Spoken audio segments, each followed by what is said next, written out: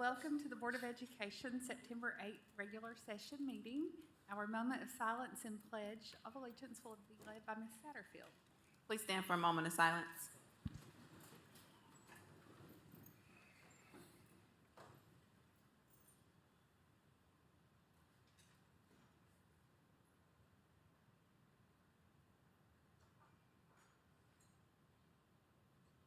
The pledge. I pledge allegiance to the flag of the United States of America and to the republic for which it stands, one nation, under God, indivisible, with liberty and justice for all.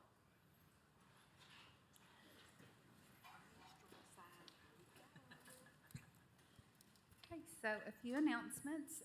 Our next policy review meeting is scheduled for Wednesday, September 22nd at 1:30 p.m. And meeting location will be announced when the meeting packet is distributed. Board members, I will be considering appointments to committees and other roles in the next few days. So if you haven't sent your preferences to Ms. Coatney, I'll need you to do that so we can get our committee set up. And lastly, I just wanted the opportunity to thank Ms. Horn for her service as board chair for the last 2 years, especially this last year, because I know it's been difficult for all of us, and we really appreciate your leadership. And I know that I speak for the entire board when I say thank you, and you've done a wonderful job representing us. So thank you for that. So we do have a couple of changes to the agenda. You received this information via email, but I wanted to note publicly that 2 time-sensitive items were added to the meeting agenda today. One to allow Holston Middle School's band to perform and travel to Disney as item 6C21, and another item dealing with a purchase order with Pearson Ames Webb for provision of benchmark and progress monitoring tools for grades 4 through 12 as item 6C22. In addition, the second reading version of Board Policy J120 attendance has been updated based on discussion at last week's CALB meeting, and the backup documentation for item 10C regarding a fund balance designation has been updated to reflect the correct amount in the agenda caption. And we can have discussion on each of these new items and updates as the items are read for consideration.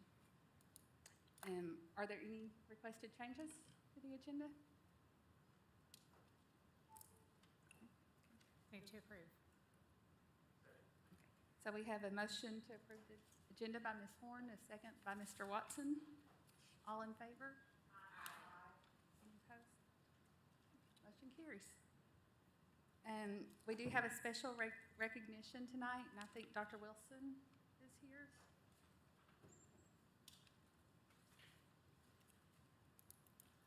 Thank you, Madam Chair, members of the board.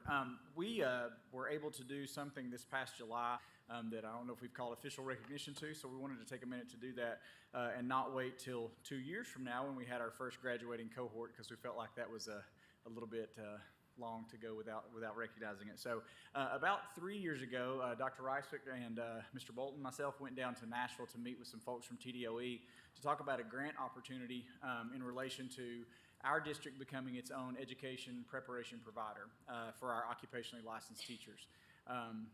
As I became a new CTE director about 4.5 years ago, it became evident very quickly what a challenge it was for folks who were coming in from industry as previously working as nurses or electricians or welders or you name it, and moving into the education sector, not only to get up to speed with things like students and parents and curriculum and all of that, but then also to have to go through changing careers while then pursuing their teaching license, which usually required them to enroll with a post-secondary institution and follow a certain sequence of coursework. And a change in the law a few years back now allows LEAs to become their own EPPs, education providers.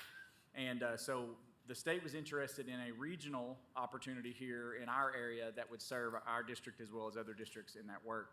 And so we were able to, actually the responsibility, I guess, got bounced around for a little while, but it ended up landing with CTE last year. And we were able to go through the application process, and this past July, the State Board of Education authorized Knox County Schools to serve as its own EPP. We actually started our first class, our first cohort of occupational teachers this summer who have been engaged in the work, had a kind of an intensive experience during the summer, and then a lot of what they do really is job-embedded learning and practice throughout the school year. We've partnered with SREB, the Southern Regional Education Board, if you're familiar with that, as a curriculum support, and they're doing a lot of the training and kind of coaching us up on how to deliver some of that. But I wanted to kind of draw attention to that. I think as a moment we can take and celebrate for that work. It does open some doors and opportunities down the line for us as a district to be able to use that EPP status in different ways if we see that as a needed recruitment and retention tool. But I also wanted to introduce and allow Ula Carr, who is a CTE specialist in my department, and has done the lion's share of the legwork on this and continues to lead this work, to tell you a little bit about kind of who's involved and what we'll be doing with that program in the year to come, and then again moving forward in the future with future cohorts of teachers. So, Ms. Carr?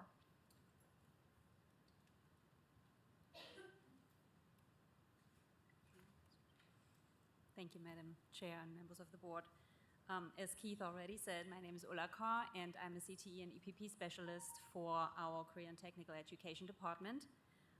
In that role, my work was largely centered around getting our application in front of the state last year, getting that approved, and this year to roll out the program itself. I'm proud to say we have 20 candidates already in our first cohort this year. They come largely from our own Knox County Schools district, but also from 4 surrounding districts, and from fields like cosmetology, culinary, collision repair, information technology, health sciences. So those are all teaching fields that we would love for our students to gain experiences in, and therefore we need teachers. So oftentimes we pull them out of industry and they don't have that pedagogical background and earn that through our program. We are meeting throughout the school year. We started with an intensive training week back in July. We are utilizing district learning days to meet. We are meeting virtually and in person when safety protocols allow. Our candidates also have a clinical placement as teachers of record, so it's a job-embedded placement, and overall the program therefore has a theoretical coursework component and a practical component. And in the practical placement and the clinical placement, they are given an assigned mentor so that they have support right there at the school as well as administrative support through a designated principal at their school. And all of those people have been trained in the past May, right before the school year ended. Yeah. The cohort coursework is stretched over 18 months, followed by a semester of intense preparation for them to take the praxis exam, the Principles of Learning and Teaching one. And once they successfully complete that, as well as our EPP program itself, then they have fulfilled a requirement to advance their practitioner occupational license to a professional occupational license, and are one step closer to being considered a professional, successful teacher in the classroom after going through these first 3 years of intense training. So overall, we hope for this program to be supportive, of course, for our new teachers, and overall to lead to higher retention amongst those teachers who are joining us in the CTE program. Long shot down the line, we hope to expand our program to also serve other content areas outside of CTE, but right now we're getting this off the ground. Thank you. So, Ms. Carr and Dr. Wilson, would you like to join me in the superintendent? We have.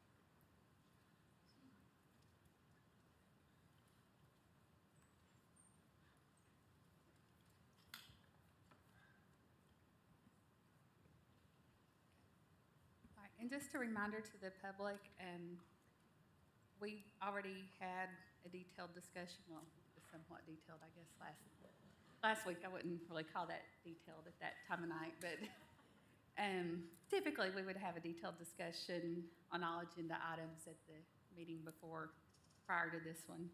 And board members, before we consider our consent agenda, does anyone have any questions or discussions on 6C21 or 6C22? These were the new agenda items that were added.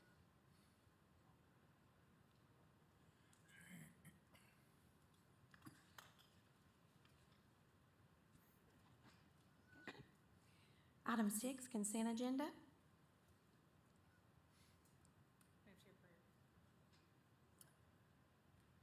So a motion to approve by Ms. Horn, a second by Ms. Henderson. All in favor? Motion carries. Item 7A, approve second reading of new Knox County Board of Education Policy C250, accommodations for restrooms and changing facilities. So a motion to approve by Ms. Babb, a second by Ms. Henderson. Any discussion? All in favor? Aye. Any opposed? Motion carries. 7B, approve second reading of Knox County Board of Education Policy G280, qualifications and duties of teachers as amended. So a motion by Ms. Owen and a second by Ms. Bounds. Any discussion? All in favor? Aye. Motion carries. 7C, approve second reading of Knox County Board of Education Policy G470, substitute teachers as amended. So motion by Mr. Watson, second by Ms. Owen. Any discussion?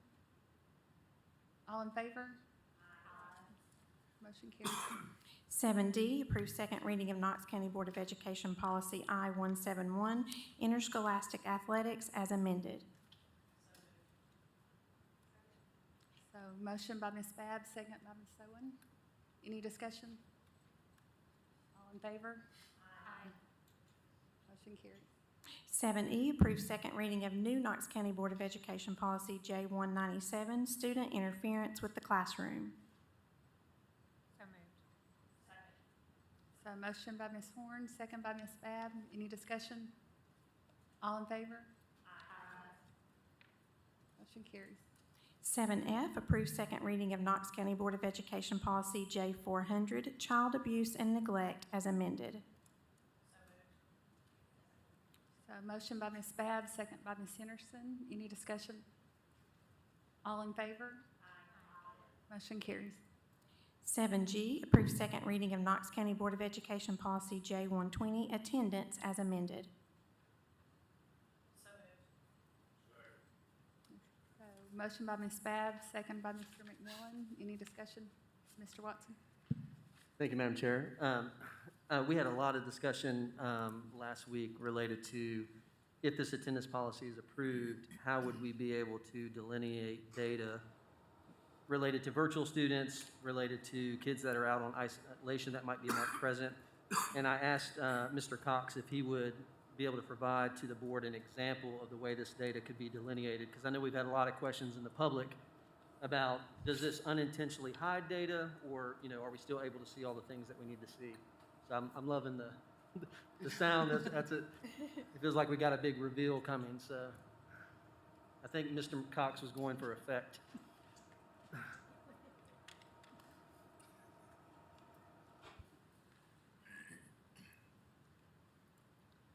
Madam Chair, Mr. Watson, once the screen pulls up, I've got two charts for comparison that will kind of help you see that this gives us a little bit additional clarity into some of the current absences. So this is just example data that we pulled, and the chart kind of in the middle has the virtual learning section highlighted there in the middle.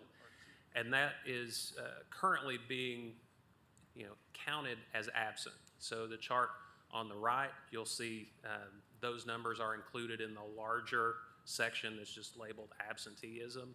So if we have this additional code, we'll be able to kind of more finely report on those quarantine or isolated students with our attendance data. Does that make sense? So just to be clear, if the attendance policy proceeds and we approve it, the chart on the left is a representation of the way we could see that data, where we could still see active cases in relationship to students that might be out in virtual synchronous learning because they're in a school that has a waiver at the time, versus kids that might be out in isolation but maybe doing asynchronous work that's not at a school with a waiver, plus all of our other traditional absences. That's correct, and this chart shows the school waiver, which is currently how Austin East and Central High School would be reported, so that we can, kind of define both school-wide waiver and then individual absences that may be related to COVID. And so then if this doesn't pass, the chart on the right, we lose the ability to be able to delineate those students who might be out, not on a waiver, but be doing asynchronous makeup work. That is correct. That's correct. Thank you. I think that's really helpful to kind of see what the possibilities are of being able to represent and show that data. And I just have one more question, and Mr. Cox, this probably isn't for you, but can somebody just reiterate to us, one, what changes were made? Because I know there were some changes. This was sent out about 2:30. So what was the changes made from last week, if you can be specific about it? And then also, if we pass this, what does it add to, what's the benefit of adding this policy? I know the State Board of Education allows for us to do it. Is that you, Mr. Riswick? Or? Thank you, Mr. Watson. So currently, well, I'm trying to think how far to go back in history. So the revisions that were made in July by the State Board, there was an existing policy prior to that defined virtual programs versus virtual schools. And so there was no option for any students to be virtual, even on a temporary basis. What the action from the State Board did in July was it opened up the opportunity for students who are on temporary, they use the word quarantine, but quarantine and isolation is what they're referencing. If local boards make an action to do that, then those students who are on quarantine or in isolation could be counted present if there are 4 criteria and you have to meet 2 of those 4. The first one would be that teachers teach synchronously, and obviously that would be difficult for us to do without adding a ton of teachers to our current group. One was what teachers would make like daily contacts, visual or phone calls to all the students that were in their class that were on that. Again, pretty big burden for teachers. The 2 that we're proposing in that would be the asynchronous model that says you could use a learning management system for students to be able to receive the work, and then the 4th one of those being that students would have the opportunity either through hard copy or learning management systems to be able to submit that work. So if this passes tonight, then we would be able to count students who are isolated or quarantined present for the 10 days supposedly that they would be out if they're submitting work during that time. Thank you. And I've just had a lot of questions about this. What's the benefit of doing that? What's the benefit of marking them present if they're technically out and doing asynchronous work? So if you have a couple things. So one would be for students to be chronically absent. That's a thing for truancy and those sorts of things that weigh in. Also for schools, they get a score for the overall school based on chronic absenteeism by students who missed over 10% of the eligible days on their annual report. So both of those, you could knock a bunch of days out in a 10-day quarantine or isolation toward a student's 18 days that would make them chronically absent. So we don't want to penalize a student that's being isolated toward chronic absenteeism.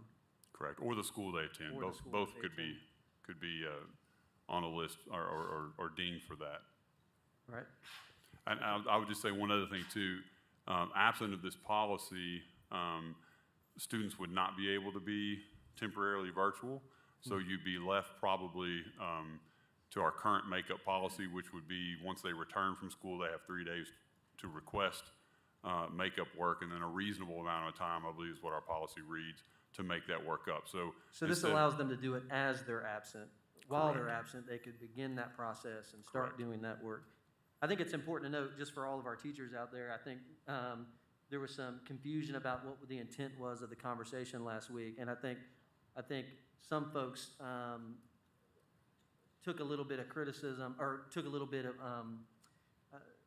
did not appreciate that way. They felt like some people were saying that the same synchronous instruction is the same thing as an asynchronous lesson being turned in.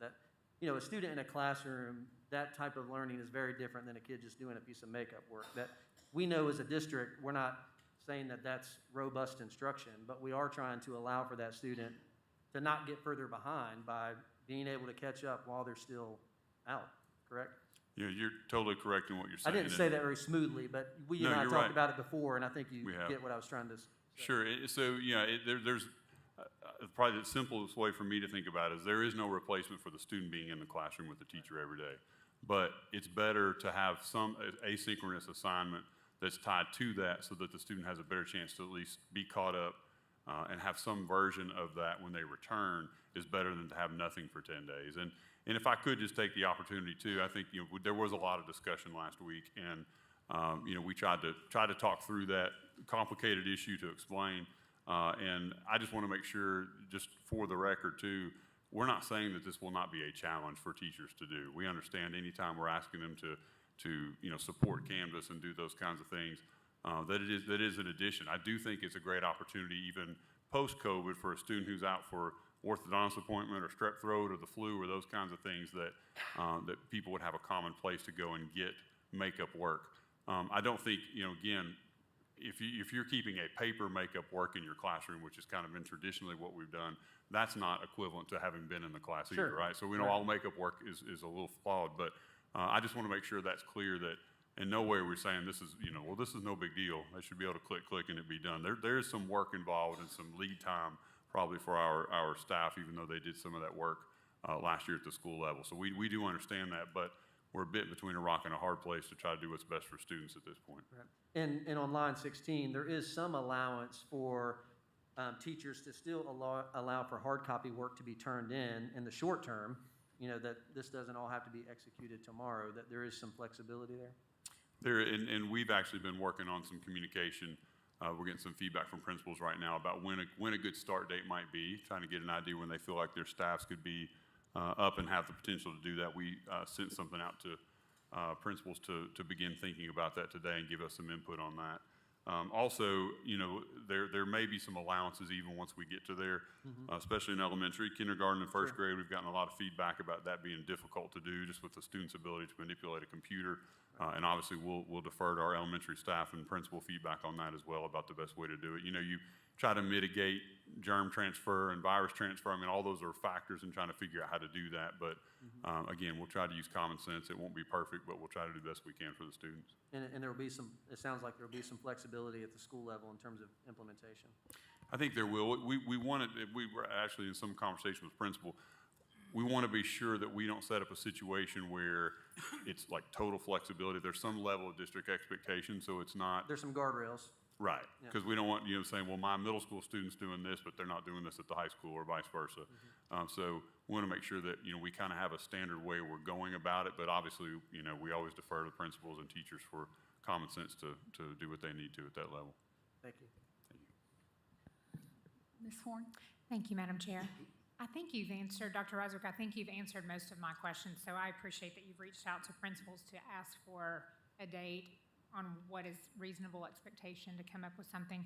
And then just to point out for any teachers who are watching or listening, on line 16, number 4, it says students submit work via hard copy or virtual formats.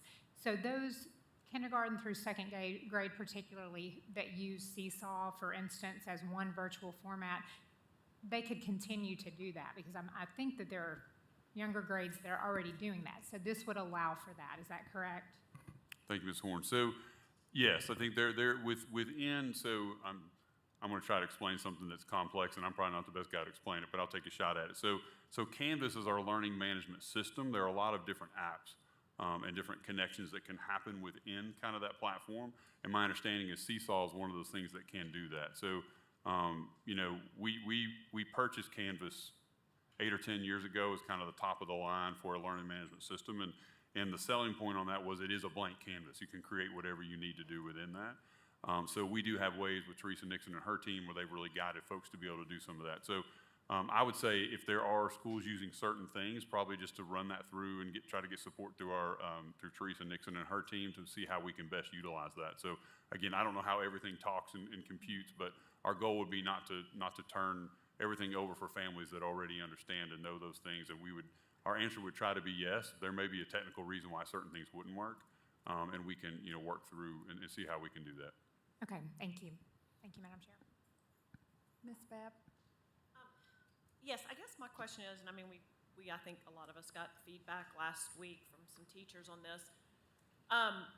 As far as getting lessons up and things like that, is there any stuff that's going to be district-wide done or departmental done so that we don't have, 5,000 different teachers all having to recreate the wheel for something? But maybe there's some just unified lessons that could be used and taken and put up for this math lesson or English or things like that. I'm just curious if there's that sort of support. Thank you, Ms. Babb. It's a good question. So we actually have a draft of a document, again, waiting on feedback from some principals. That's about a 5-page document with lots of links to lots of those types of resources that you mentioned. I think what we want to do is give a lot of options. So part of that document right now, again, in draft form, is we have some strategies that people might think through. If I'm in a school where there's 7 other first-grade teachers, we might have a common first-grade lesson we assign, and I'm doing Mondays, and you're doing Tuesdays, and you're doing Wednesdays. Same thing at a higher level, multiple biology teachers, they may divide and conquer because they're kind of in the same area. That's one thing they could do. Working on lessons that were created last year, those are still available to them in their Canvas site to be able to pull those down. And then also there are some things that's called a Canvas Commons that Shannon and the teaching and learning team are loading and trying to support things there. Last year we actually had some teachers that shared to that. Some people were really good at being able to understand how to pull that down, and some we know we're going to need to support as they get to that. So our ultimate goal is to give multiple options for what people are comfortable with doing with that.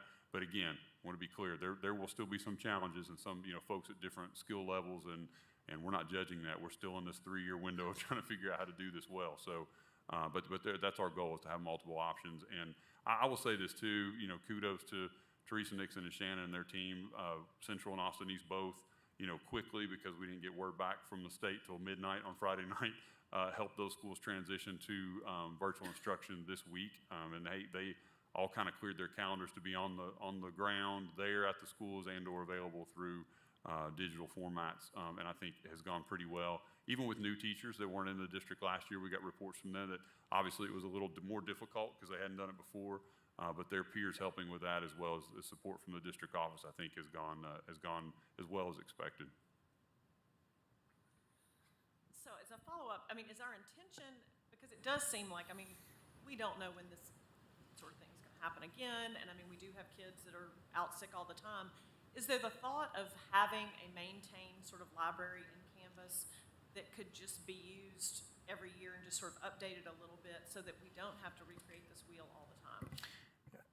Thank you, Ms. Babb. Good question. So I think, again, to clarify some of what I said last week, if we could roll the clock back to July, right? At that point, and I know not everyone was there, not a political statement, but just where we were as far as case counts and that sort of thing. We had just come off a summer of summer programming, summer band camps, summer football camps, with very little spread that we had at that point. So kind of our marching orders at that part were kind of open school, still using some precautions, but somewhat pre-COVID, like if you want to think about it that way. So all of our planning going into July and conversations with principals and staff were around that. So at the Principals Institute was the first time we said exactly what you're alluding to.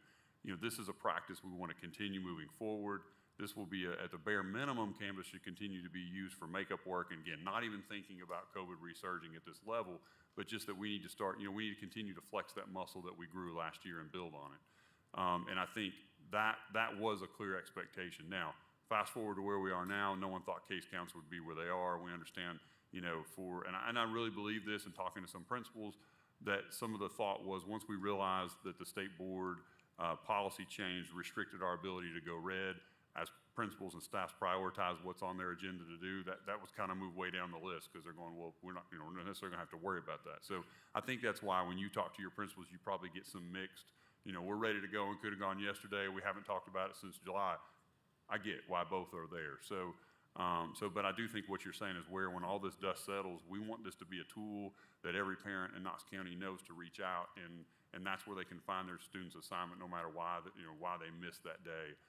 So that it's just a natural part of what we do. But again, that takes some time to get to that level. So anything can be used again. I mean, I've taught a class in Canvas at the university level, and that's what I do every year. I load all my content back over to the next class, and I replace what I don't want and update what I need to, update from there. And, it takes some time to do that, but I'm not recreating it every year to what you alluded to. Thank you, Dr. Oswick. Is there any more discussion? Okay, so we have a motion by Ms. Babb and a second by Mr. McMillan. Is that correct? Okay. So all in favor? Aye. Any opposed? Motion carries.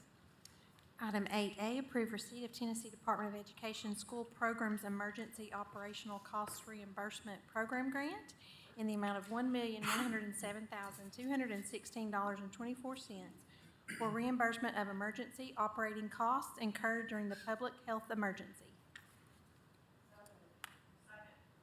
So a motion by Ms. Bounds, a second by Ms. Babb. Any discussion? All in favor? Aye. Motion carries. 8B, approve receipt of Tennessee Department of Education Learning Camps Transportation Grant in the amount of $1,183,213.82 for provision of transportation services related to summer learning camps. So a motion by Ms. Bounds, a second by Ms. Horn. Any discussion?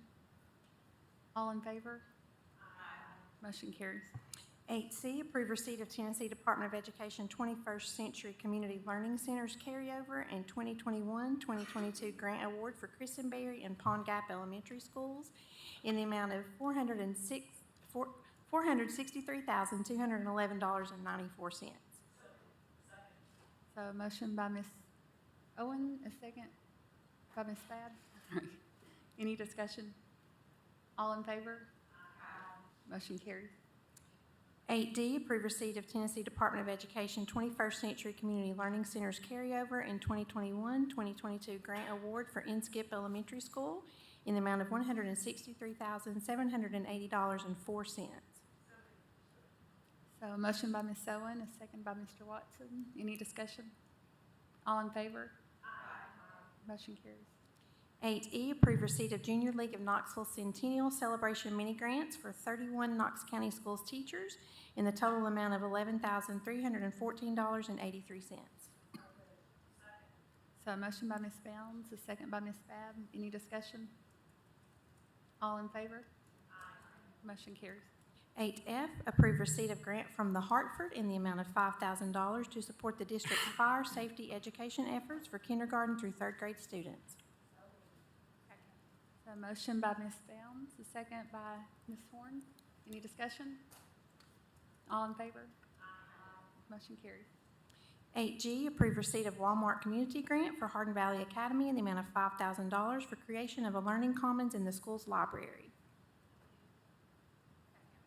So a motion by Ms. Henderson, a second by Ms. Horn. Any discussion? All in favor? Aye. Motion carries. 8H, approve agreement and receipt of a Whole Kids Foundation garden grant for Pond Gap Elementary School in the amount of $3,000 for an edible educational garden project at the school. A motion by Ms. Babb, a second by Ms. Owen. Any discussion? All in favor? Aye. Motion carries. 8I, approve receipt of grant from the Austin East Community Foundation in the amount of $40,000 for the benefit of Austin East Magnet High School. So a motion by Ms. Satterfield, a second by Mr. Watson. Any discussion?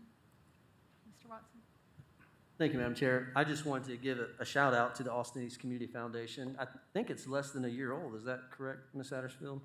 So I know some of the founders there and the work that went into that and to make that large of a gift at the beginning. I mean, I'm thankful for all of our funders and the grants that we get to announce tonight, but to have a new foundation at Austin East and to be able to commit $40,000 that principal can use is fantastic. So.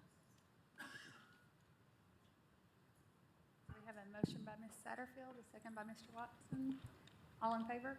Aye. Motion carries. 9A, approve contract with Anixter Incorporated for provision of networking materials for the term of October 1, 2021 to September 30, 2022, which may be extended for 4 additional years at an estimated annual cost of $2 million using technology, general purpose, technology upgrades, and capital plan funds.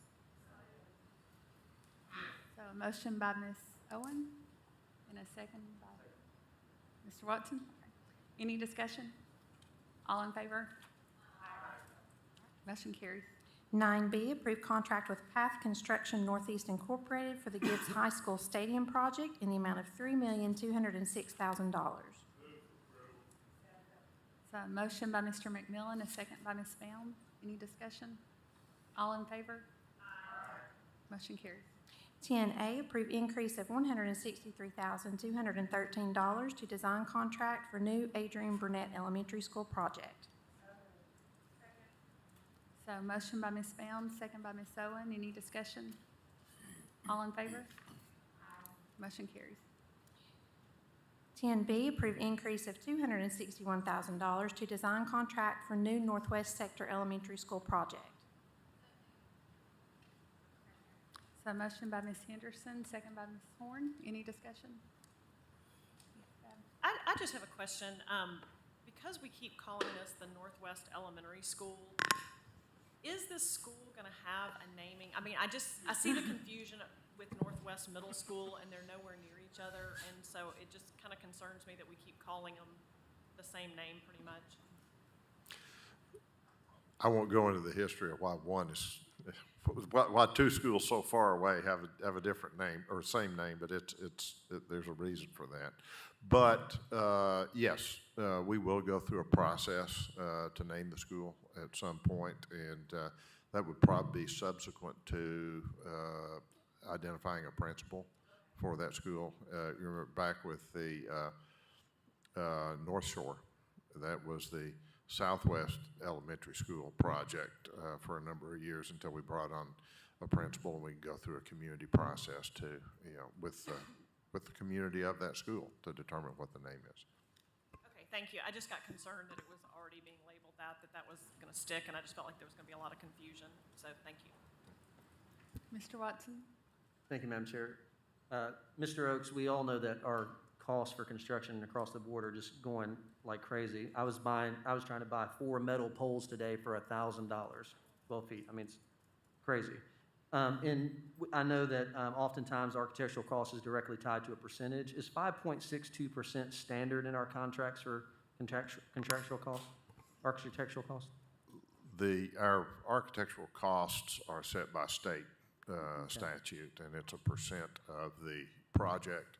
I'd have to, for the details on that, I'd have to defer to. That's okay. Mr. I mainly Shelby, wanted to know but that it was standard, so it's set by the state. There is a standard process to go through, and it's a calculation that is made, and there's not a lot of leeway in Right. it. So what's driving this is the fact that we've got increased contract costs, so the architects get a bigger share.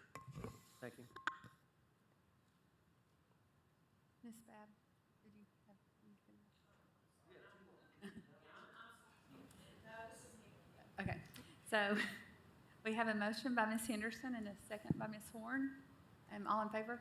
Aye. Motion carries. 10C, approve fund balance designation in the amount of $2,090,000. So a motion by Ms. Bounds, a second by Mr. McMillan. Any discussion? Mr. Watson? Thank you, Madam Chair. Mr. Oakes, just because it changed between last week's agenda, can you just speak to the detail that was provided for tonight? Yeah, and I'll talk, to my piece of it. $2 million of this $2,090,000 is related to the Gibbs project and our need to put in an additional portable classroom at Hardin Valley Elementary School. We're funded for one. We need two, and so that's why we're asking for $400,000 out of this, and then $1.6 million is for the increased contract cost for path construction on the stadium. It's significantly higher than what we budgeted several years ago, and so this will get us to where we can cover those costs. Thank you. So we have a motion by Ms. Bounds, a second by Mr. McMillan. All in favor? Aye. Motion carries. Okay, so we'll turn to Vice Chair, Ms. Satterfield, for public forum. Thank you, Madam Chair. We have 3 people signed up for public forum today, 4 people signed up for public forum today. I would like to just review it the policy quickly, and then we'll start public forum. Public forum speakers shall address remarks to the entire board and not individual members. The board respects and appreciates the good intentions that bring citizens to speak at public forum. The board asks that the speakers show their respect to the board, the staff, and other citizens by speaking in a manner that is civil and courteous. The chair or vice chair shall have the authority to terminate the remarks of any individual who disrupts, degrading, or insulting, or insulting, or who does not adhere to public forum rules. All right, we have 5 minutes on the timer. We will start off with Ms. Caitlin Jones.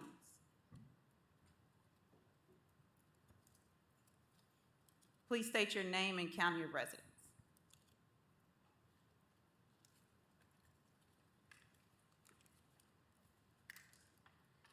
Hi, my name is Caitlin Jones, and I live in Knox County. I'm the mother of a kindergartner at A.L. Lotz. My son Alec was born with Down syndrome and has had a lot of physical and mental challenges that he must face in his life. Since he was just a few months old, he has been in physical therapy, occupational therapy, speech, and even aquatic therapy. Because of Alec's disability, he did start with Knox County School System 2 years ago at Cedar Bluff Preschool. Last year, when COVID-19 first hit, I was just as concerned, if not as any more other parent. After a while, and listening to doctors and specialists that we see regularly, and the CDC continually saying that this virus did not affect children like it did adults, I was obviously less concerned. Eventually, Alec did catch COVID-19 and was asymptomatic with no problems defeating the virus. At the start of this pandemic, I was willing to work within the guidelines to help stop the spread of COVID-19. However, here we are over a year later, and we've obviously been unsuccessful in doing so. However, something that we have accomplished with the stress of mask mandates, regular school closings, and sending kids home with showing any sort of illness for fear it's COVID is causing my son to regress exponentially in his social behavior, speech, basic education, and more.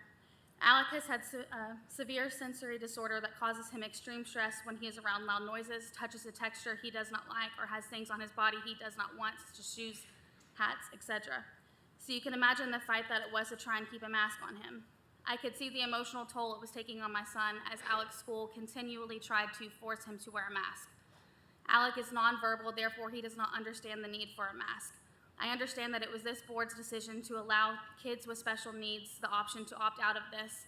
However, continually throughout the school year, it was continually pushed by teachers and other school administrators. This was not only detrimental to his education and mental health, but caused a level of distrust within teachers and those with Alec who was supposed to be guiding him. Alec was sent home 18 times last school year because the school claimed that he was sick and he would not wear a mask. At one point, I was being called to pick him up multiple times a week due to what the staff said was a fever. Finally, I went into the school to pick him up and asked him to take his temperature in the office. I waited over 15 minutes for the nurse to come in, take his temperature 2 different times on 2 different thermometers, only for his temperature to be 98.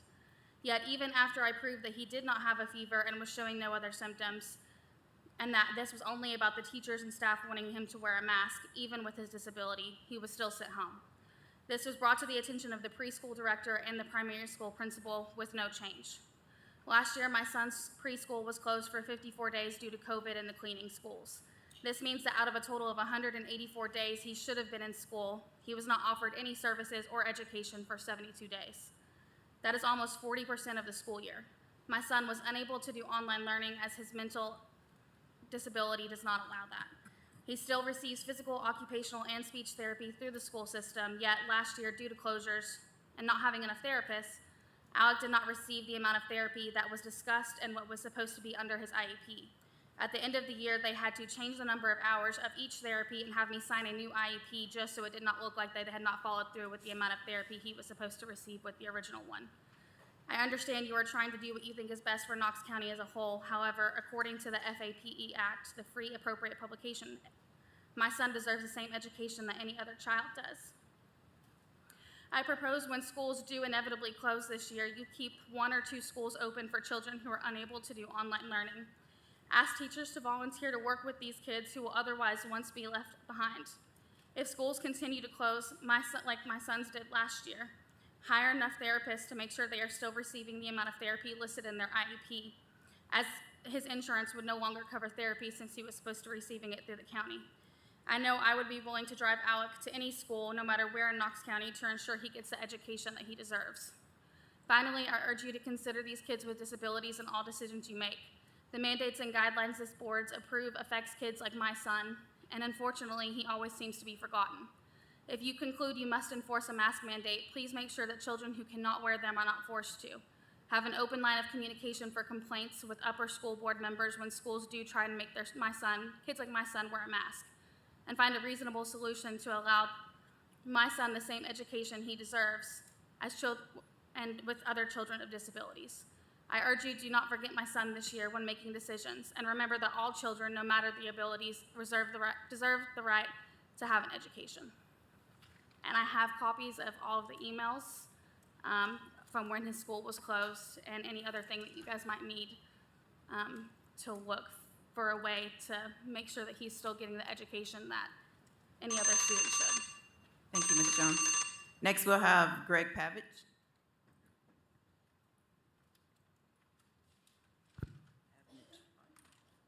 State your name and county of residence. Thank you. My name is Greg Pavanich, and I'm from Knox County, Powell especially. But I am an educator myself. I have taught at Powell High School. I'm currently at Oak Ridge High School. My wife is also a TA at Bricky McLeod Elementary. And I was just bringing up some issues that I have with school lockers. So currently, my daughter is in 6th grade, and she does not have an access to a locker because at Powell Middle School, they have decided to zip tie them and not give access to any student. My child is 60 pounds, and she's carrying around a 14-pound backpack. If you do any research on the internet, you will find that is not acceptable by any pediatrician.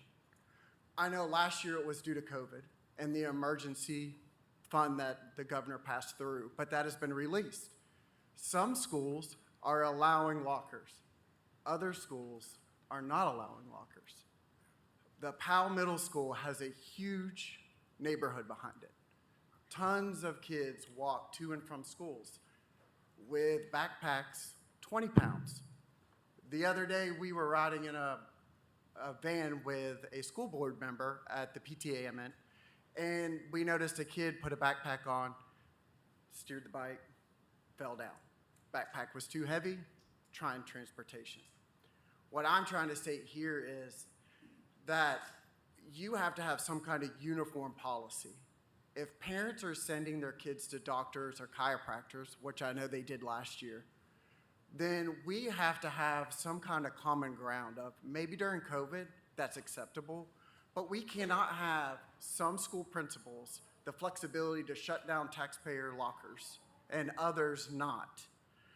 When we were given an option of something else, the administration at Powell Middle School said, you can get a rolling backpack and you can roll it around. How many students in Knox County do not have access to the money to buy one backpack, 2 backpacks? Well, guess what happened when my daughter at 6th grade brought a backpack in? She got made fun of. She got bullied. Why? Because we all know, I'm an educator, they're different, right? When you're a little bit different, you're a little bit different, and people make fun of that. And so that was a result. So it's unacceptable that a solution requires money out of people's pocket and that that somehow you get made fun of. Those two things are not acceptable in my book. It's not acceptable that Halls Middle School, Carnes Elementary School have access to their lockers.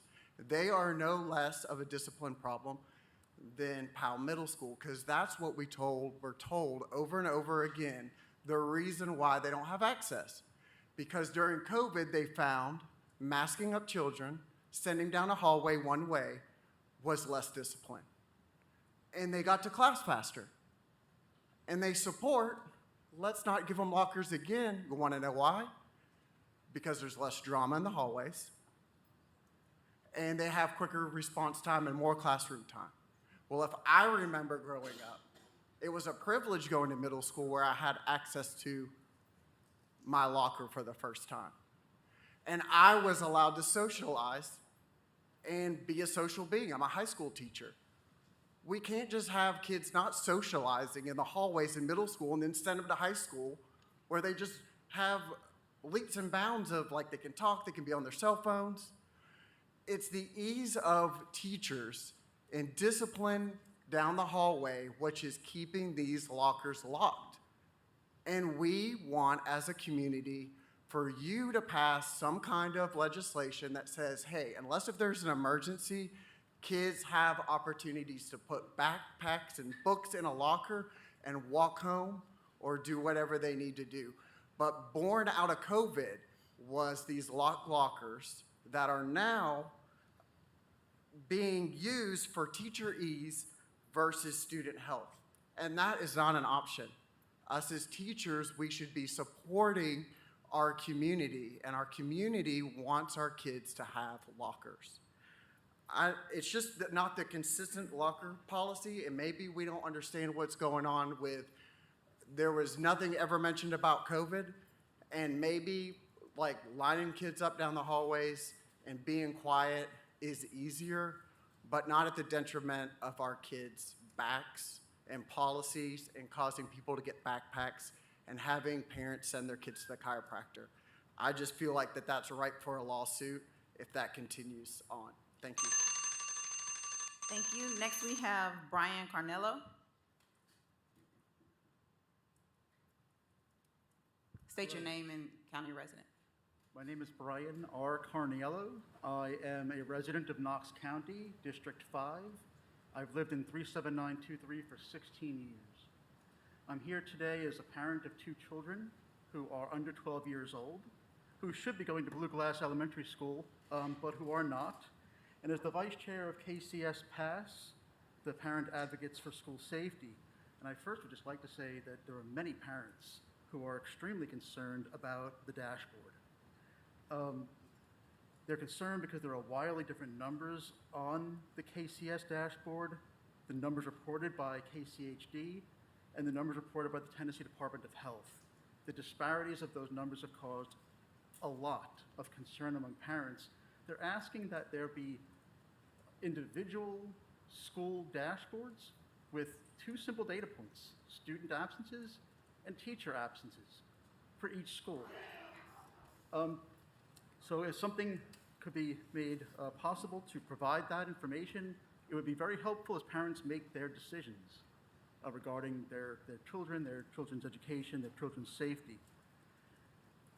When I called yesterday to sign up to speak, I was told that the issue of mitigation measures to keep our schools safe during the pandemic was not on the agenda, and I had known that to be the case. I didn't expect that to be on the agenda this evening. I was surprised when I was told yesterday that the emergency meeting last week about mitigation measures was called in order to put the issue to rest. That surprised me that it was phrased that way, and I actually found out from another parent that I wasn't the only person who was told that. If that was the goal of the majority of the members of this board, I think that failed. Since your decision on August 11th and your decision again last week not to implement the mitigation measures that have been recommended by the CDC and the Tennessee Department of Health, the situation has continued to get worse than it was in August. You have not put this to rest. Several teachers have simply resigned as a result. One teacher at Cedar Bluff Middle School, who was taught at Knox County Schools for 16 years, reluctantly resigned yesterday because you failed to provide a safe work environment. She has a weakened immune system and can no longer take being afraid coming to work. Yesterday, you wrote a letter, at least it was dated yesterday, to Governor Lee. And I do understand that it's been characterized in different ways publicly and that there is some issue about the way it's been characterized.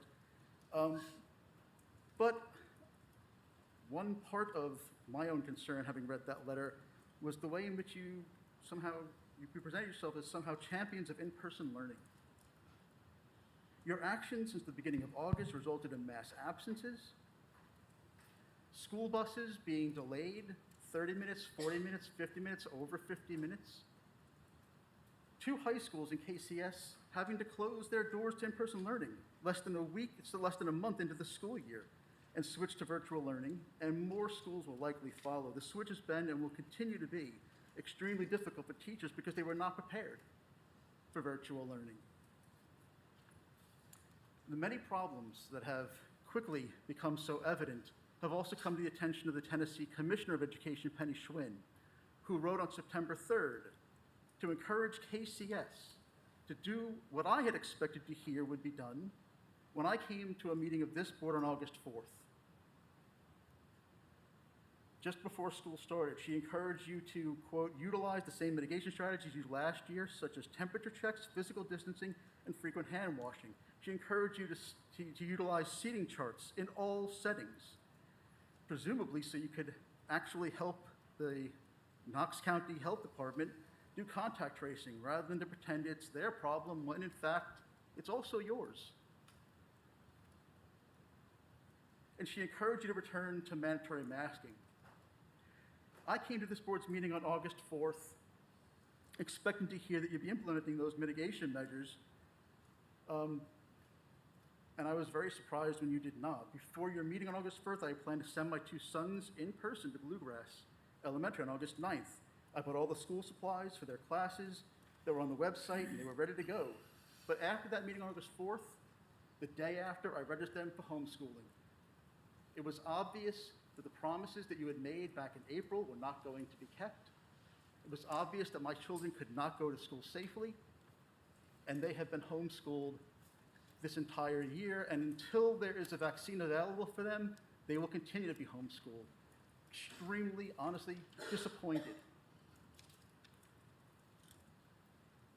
Thank you. Thank you. And next we'll have Vernon Henry.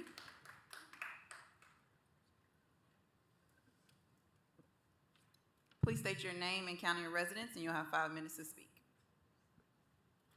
Good afternoon. V. Henry, Knoxville, Tennessee, 37922. I am not speaking on my behalf today. I am actually acting as a proxy for Ms. D. Stafford. The words I'm getting ready to read, you actually already have a copy in your inbox, I was told earlier today. So I'm going to read this, and these are her words. If I foul them up, I apologize. Thank you for listening to my statement tonight. I'm back again to address the meeting last week and what I and many of my friends witnessed and the treatment we received.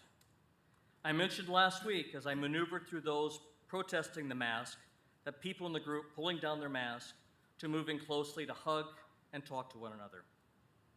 A friend of mine who was signed up to speak was not permitted to enter because she had her children with her. So she stayed outside. While there, her children and her witnessed the following. A 10-year-old masked female bullied a maskless elderly man on a bicycle. While she taunted him to his face, her fellow masked-up friends cheered her on and laughed at the elderly gentleman yielding a bare face while riding his bike. Outside, she was cheered on by adults as she made fun of him. While I sat inside with the rest of the group, I was reportedly videoed and photos taken of me without my consent, and later posted in a group making fun of my hearing impairment. Since when is it funny to make fun of people with medical conditions and disabilities? When I got up to go to the bathroom, I kid you not, one of the people literally hissed and growled at me. I'm not making this up. Afterwards, on the Speak group, multiple conversations started on how to strip me of my professional licenses, get my clinic closed, and brainstorm on what they could do to destroy my existence.